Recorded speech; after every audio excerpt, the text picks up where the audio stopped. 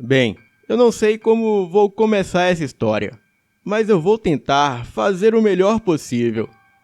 Em 2018, eu morava em Belo Horizonte, Minas Gerais. A minha filha, na época, foi para a cidade de São Tomé das Letras, em Minas Gerais. E essa cidade é famosa pelo seu misticismo e, dentre outras coisas, por vender os duendes na garrafa. Ela comprou uma dessas garrafas com o duende e trouxe para nossa casa. Eu nunca acreditei nessa lenda dos duendes engarrafados e, para mim, era só mais uma forma dos comerciantes arrancar dinheiro dos turistas.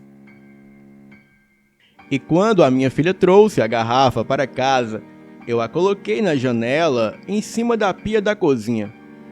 Bem, acho que depois de 2 ou 3 dias, eu notei que toda vez que eu ia lavar a louça, a garrafa estava sempre dentro da pia. Eu não dei muita atenção para isso e simplesmente eu voltava a colocar a garrafa de volta na janela. E 2 semanas depois, a minha cunhada estava em casa e decidiu lavar a louça para mim. E quando ela ia começar, ela perguntou sobre a garrafa com aquele duende que estava dentro da pia. Eu falei para ela colocar de volta na janela, e a essa altura eu já estava começando a ficar meio assustada com a garrafa. Ela falou que ia jogar fora, porque estava toda preta e suja, e eu falei que tudo bem. E de noite, nós duas resolvemos ver um filme, e a casa começou a ficar muito fria. Então, eu pedi para ela fechar a janela da cozinha, e quando ela foi fechar a janela, ela viu a garrafa com o duende que ela tinha jogado fora, em cima da pia novamente. Então, ela soltou um grito, e quando eu fui ver o que era, eu vi a garrafa lá parada e senti um gelo subir pela minha espinha. Então, antes de nós duas irmos dormir, nós colocamos a garrafa em um saco plástico e jogamos no fundo da lata de lixo. E no dia seguinte, nós fomos levar o lixo para a lixeira do lado de fora da casa e aproveitamos para nos certificar de que a garrafa ainda estava lá. E estava. E depois de colocar o lixo lá fora, nós fomos para a casa da minha cunhada e ela morava a 2 casas da minha. E chegando lá, nós duas fomos para a cozinha tomar um cafezinho e depois do café, ela foi para o quarto dela me mostrar uma coisa que ela tinha comprado e de repente ela saiu correndo e gritando para fora da casa e eu pensei, o que é que aconteceu? Então eu saí e falei para ela se acalmar e me contar o que tinha acontecido. E nesse instante, ela começou a chorar e me contou que a garrafa, aquela que tínhamos jogado fora, estava em cima do travesseiro dela e que o quarto dela estava todo revirado. Eu fui ver e a garrafa estava realmente lá, e o quarto dela parecia que havia passado um furacão sobre ele. Eu levei a garrafa de volta para a minha casa e chamei um padre, amigo da família, para ir até a minha casa e fazer uma oração sobre a garrafa, e assim ele foi. Mas no momento em que ele começou a fazer a oração, uma cruz de madeira com Jesus crucificado que eu tinha na sala começou a se inclinar na parede e ficando de cabeça para baixo. O duende, dentro da garrafa que até então parecia ser de plástico e tinha uma expressão sorridente, ele começou a chorar e a gritar chamando a minha filha. Só que o som do choro e do grito não era algo físico. Aquilo soava dentro da minha cabeça. E ainda bem que a minha filha estava em viagem e não presenciou nada daquilo. E depois da oração, o padre disse que eu deveria jogar aquela garrafa na água corrente de uma cachoeira, e assim eu fiz. E aquela coisa nunca mais retornou. Eu não sei e não consigo entender o que foi tudo aquilo que aconteceu, mas eu sei que foi algo que eu jamais vou esquecer. Boa noite.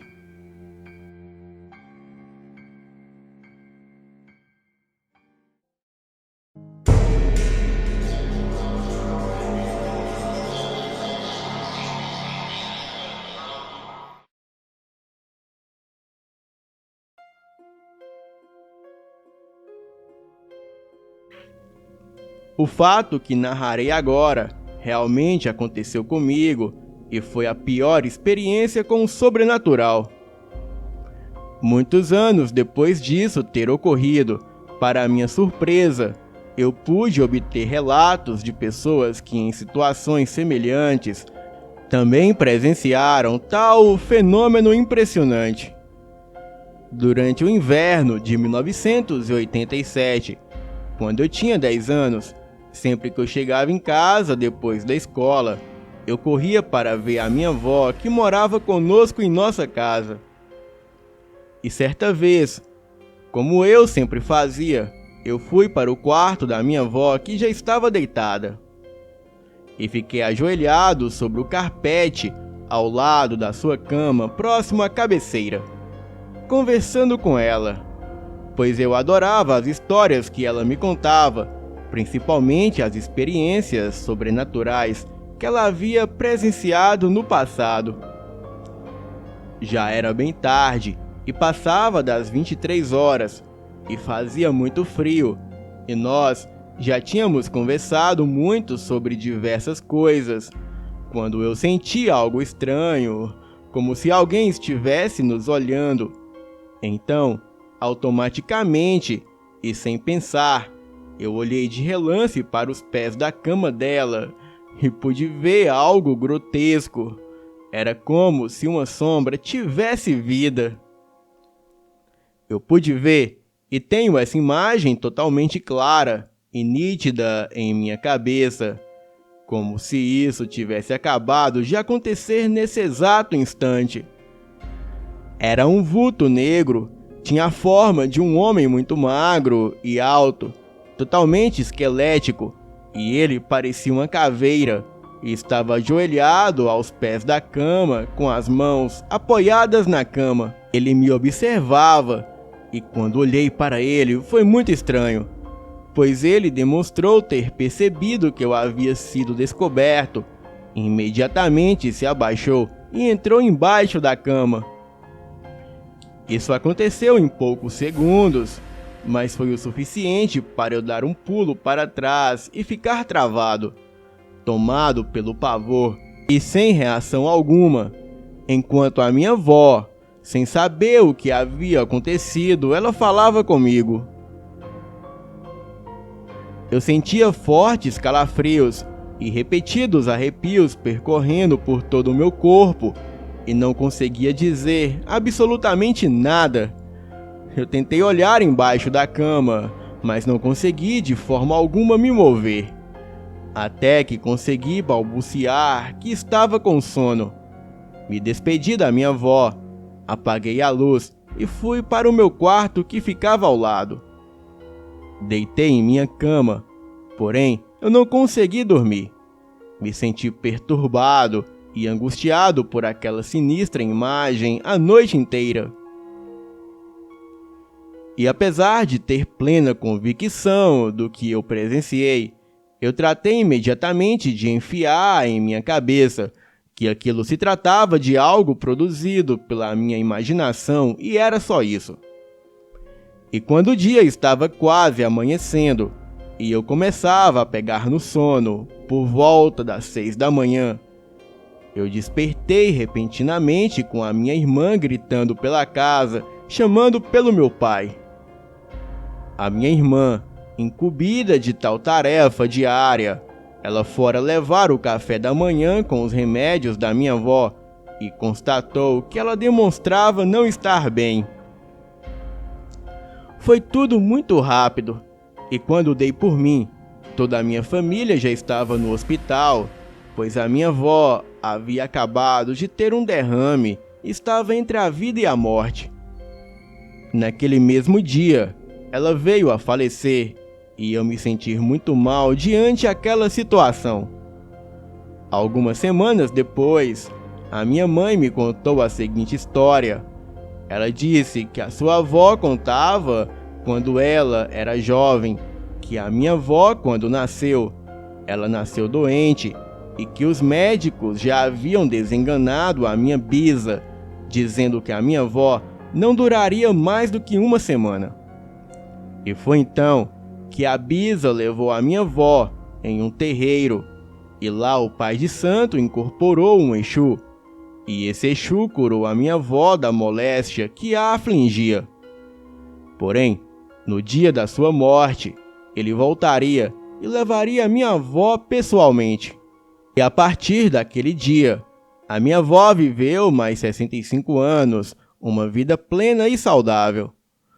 Hoje, eu tenho certeza de que a entidade que eu vi no quarto da minha avó, entrando para debaixo da cama, era aquele Exu que a curou quando ela ainda era criança e que mais tarde prometeu levá-la para o além. Boa noite.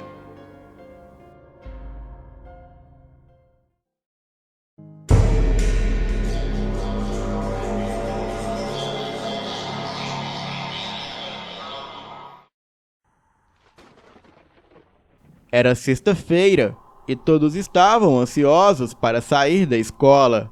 E ninguém estava ouvindo os professores, afinal era sexta-feira. E no segundo que o sinal bateu, todos voaram de dentro da escola e se mandaram para aproveitar o final de semana. A nossa cidade é relativamente pequena. Ela foi fundada entre 1880 e 1890, eu não me lembro direito. E na região da cidade tem um lago. Em uma sexta-feira à noite, em uma cidade pequena como a nossa, adolescentes ficam entediados facilmente. Claro, você pode assistir TV e sentar por aí, mas isso se torna cansativo facilmente. Então, desesperados para nos livrarmos de uma prisão entediante, os meus amigos e eu decidimos nos aventurar à noite. Nós fomos em praticamente todos os lugares da cidade que se dá para ir. Então, decidimos ir para a floresta na parte sul do lago, um lugar que todos subconscientemente evitavam ir. E como ninguém do nosso grupo tinha ido para lá, logo pensamos: a gente não tem nada melhor para fazer. Nós pegamos o carro do irmão mais velho de um cara do nosso grupo e fomos para lá. Nós paramos o carro no começo da trilha, que levava para o lago, e seguimos o resto do caminho a pé. Era uma trilha estreita, que entrava e saía da floresta, e era uma noite quente com uma brisa gostosa assoprando o seu rosto, lembrando que o verão já estava chegando.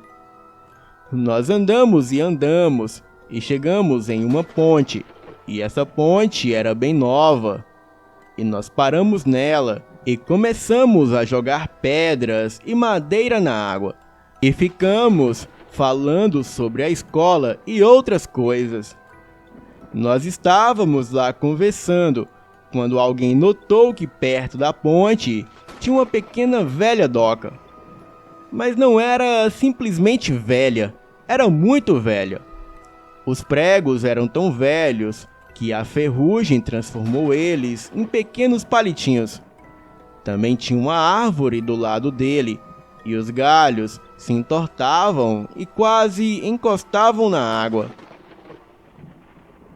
Alguns galhos chegavam até o final da doca, e todos nós estávamos olhando para a água na beirada da doca, e notamos bolhas subindo para a superfície.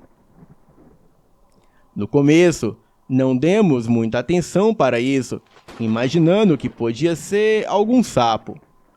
Mas então, as bolhas foram ficando cada vez maiores e foram subindo cada vez mais rápido. Nós estávamos com os olhos grudados naquilo, pois nunca tínhamos visto algo assim. Estava bem interessante, até que nós vimos o que estava fazendo aquilo. O tempo que nós levamos para sair correndo e entrar na floresta foi o tempo que eu tive para dar uma olhada naquilo. A coisa tinha uma aparência humana, mas a pele estava grudada nos ossos, e os olhos foram algo que não dá para esquecer facilmente. Eram saltados para fora do rosto, como se aquilo tivesse levado uma paulada na cabeça. Não tinha vida nenhuma neles.